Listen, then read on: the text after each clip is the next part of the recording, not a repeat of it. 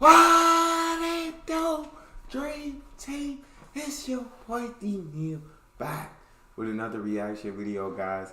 Here we are with Australia's greatest TV shows, RBT and Highway Patrol. I'm excited to jump into this. Before we do, make sure you subscribe to the channel, ring the notification bell, give the video a thumbs up so it gets suggested. What we got? Yeah, some days I feel unfazed, like when I'm with my friends with a cup raised. On Monday, I got a gun raised, suicidal to a die until hump day. Then I go right back at it like an automatic. Oh my, what the freak is this? What was that biker thinking, bro? Jesus. More drinks, more songs, more beats to rap. I need a shrink, I'm gone. More time keeps passing. No watch, no thoughts at all. Just a hat, new era. Rep my P's and those O's. Need a Phillies with the orange and black to feel home. From Citizens Bank back to Camden Yard. Just a tale of two cities and trust we go hard. Trust we go hard. Yes, we go hard. You said we go hard. I said we go hard. Rockin' my Bob Cousy, stocking up on the loose. The lyrics come easy, but the life is a doozy. And yes, I'm choosy. And no, I won't settle, but I still take pop off over that kettle. Cause I'm talking bigger picture. And yes, I'm gonna hit you with the... If I ever see you on the street, I'm gonna knock you out, you poofters. God dang, okay. You have my full attention.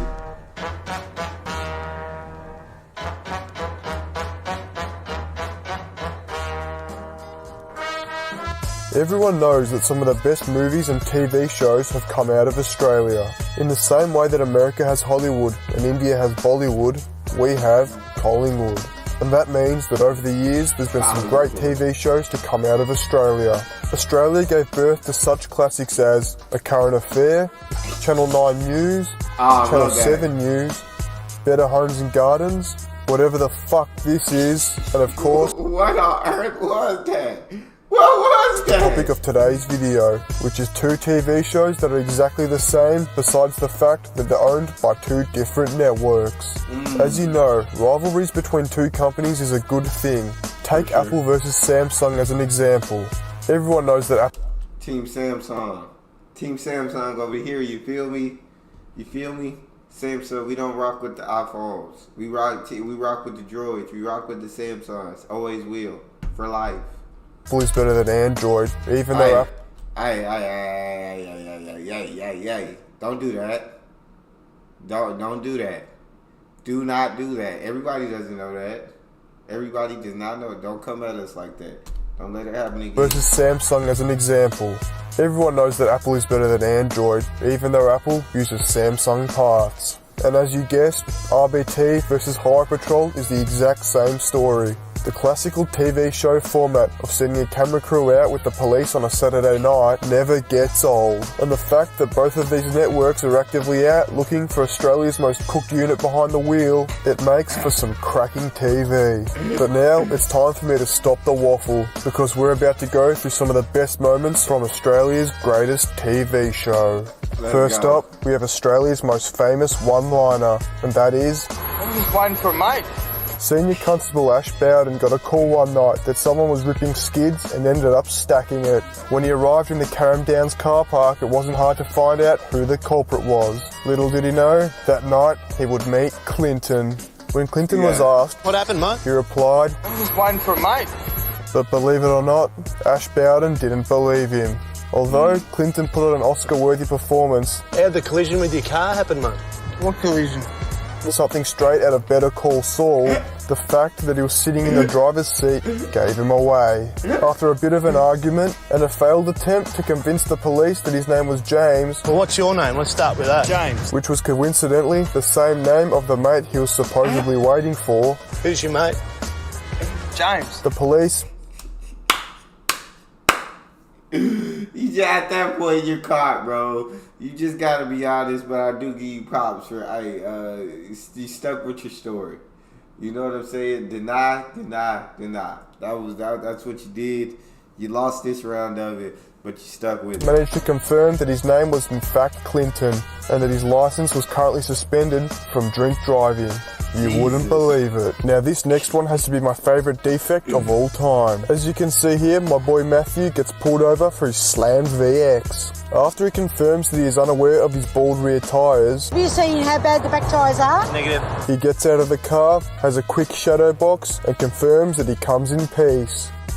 While the police officer writes up his defect notice, he cracks a few jokes, Shane Warne's balder than them. cops the defect, practices his Wingardium Leviosa. He then rogers that Roger that. and asks the policewoman out on a date. What about getting a date? Unfortunately for Matthew and the policewoman, she said no and sends the stud on his way. Next up, we have Australia. So his tires were too bald or they were defective? So it was... I've never heard about this. So I'm like... So you just does he get fined for that, or just get the defective sticker and like a warning? Hey, you need to get that fixed, or y'all gotta help me out with that one. Policewoman, she said no and sends the stud on his way. Next up, we have Australia's most sober driver. Now you might look at this guy and think to yourself, he doesn't look too sober, but that's where you're wrong, because this breathalyzer result doesn't lie. No After way. he passes the breath test with flying colours, the police decide they might need to take him back to the police station for a blood and saliva test. Oh, Now yeah, obviously this they gotta test him for other things. Hey, test him for another drug. test is pointless because they've already proved that he's stone cold sober, but he agrees to go anyway under one condition, that they do it tomorrow.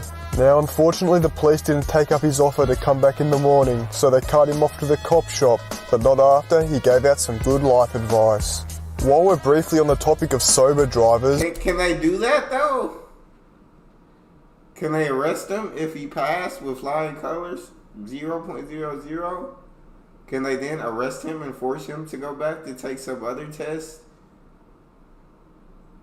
Because I would think that they have no right, unless they're arresting him because like he was driving crazy on the road, and that's why they pulled him over in the first place. And so they're like reckless endangerment or something like that. I don't know, but if they suspected him of drunk driving, he's stone cold sober. Can they take him back for other tests?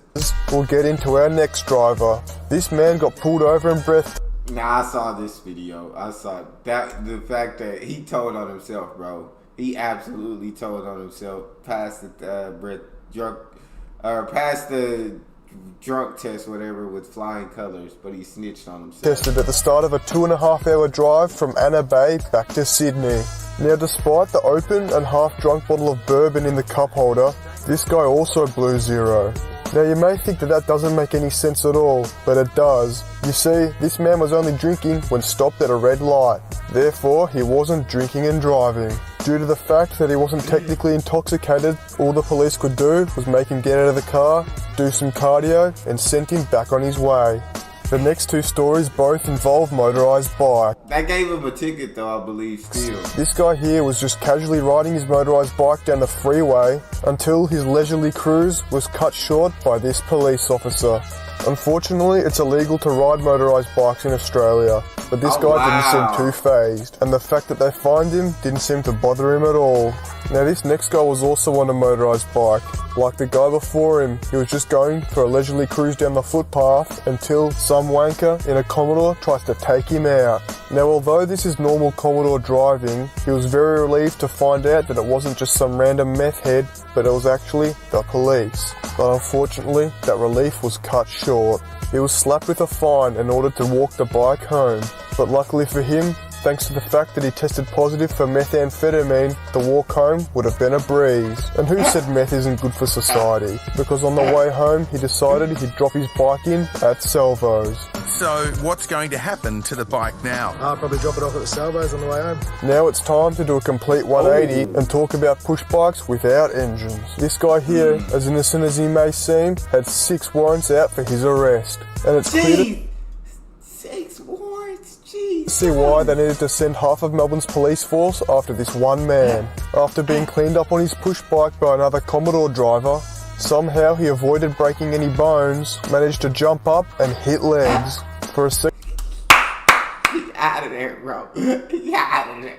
As soon as he got hit, he knew that was it. He knew I'm going to jail. If the cops are around, I'm going to jail. There, I liked his chances of getting away, but unfortunately, due to the lack of shoes, he was quickly run down and tackled by the police. But unlike any of the other Australian icons I've mentioned in this video, this guy deserved to be arrested. You see, while he may have not been wearing any underwear, I've only got pants on me, no jocks, that's it. There was a much bigger problem at hand. You see, according to this man, down his pants was a weapon of mass destruction. Weapon of destruction in my pants. Turn around. Now this one we're about to get into is my personal favourite. This man here got stung by an RBT and blew over the limit. Since he's not allowed to drive home, he's left with an ultimatum. Option 1 is walk home and leave the car there. And option 2 is to call up a mate to come drive it home. Now this guy chose for option 2, which would be my choice as well. But the best part about this story is the driver that he chose. This is the man he chose to be his ride home. His name is Dave. Now despite his very normal display of behaviour, the police decided to give him a drug test. And what do you know? He tests positive for methamphetamine.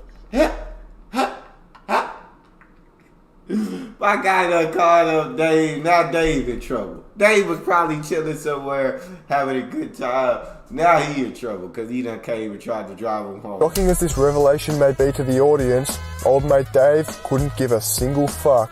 After a bit of yapping, they decided to send him home. But for some odd reason, they wouldn't let him drive.